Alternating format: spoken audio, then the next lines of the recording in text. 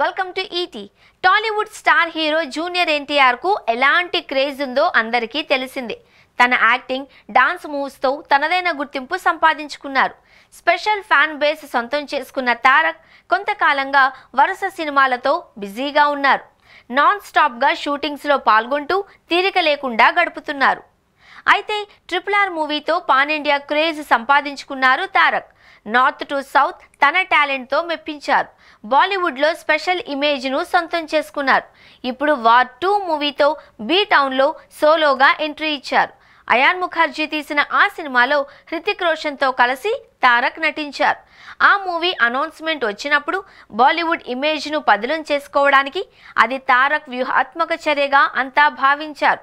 Project ప్రకటన వచ్చినప్పుడు అంతా అదే అనుకున్నారు. సౌత్ డైరెక్టర్తో పాన్ ఇండియా మూవీ చేసి అక్కడ హిట్ కొట్టడం కన్నా అక్కడ వాళ్లతో సినిమా చేయడం తెలివైన నిర్ణయమో అని అన్నారు. RRR తర్వాత జూనియర్ ఎన్టీఆర్ దేవరా మూవీ చేయగా ఆ సినిమా కూడా నార్త్లో రిలీజ్ అయింది. మంచి రెస్పాన్స్ కూడా అందుకుంది. దీంతో వార్ 2 మూవీ ఆయనను మరింతగా హిందీ ఆడియన్స్కు చేరువ అవుతారు అని అంతా అనుకున్నారు.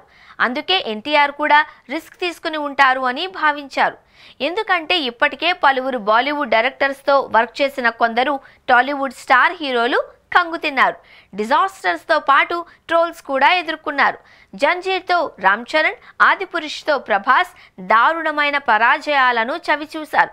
అయినా తారక్ ప్రతిష్టాత్మక ప్రణాళికతో ముందుకు సాగారు. కానీ ఇప్పుడు ఎన్టీఆర్ సెలక్షన్ ఆయనకు దెబ్బేసిందని చెప్పాలి. వసూళ్ల పరంగా వార్ 2 ఓకే అయినా తారక్ రోల్ విషయంలో తీవ్రంగా విమర్శలు వస్తున్నాయి.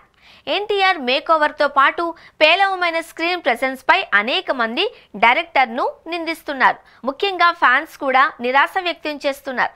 తారక్ టాలెంట్ను అస్సలు యూజ్ చేసుకోలేదు అని అంటున్నారు. ఆ విషయంలో ఫెయిల్ అయ్యారు అని చెబుతున్నారు. మొత్తానికి తారక్ బాలీవుడ్ డెబ్యూ మూవీ ఏదో అనుకుంటే ఇలా అయిందనే చెప్పాలి.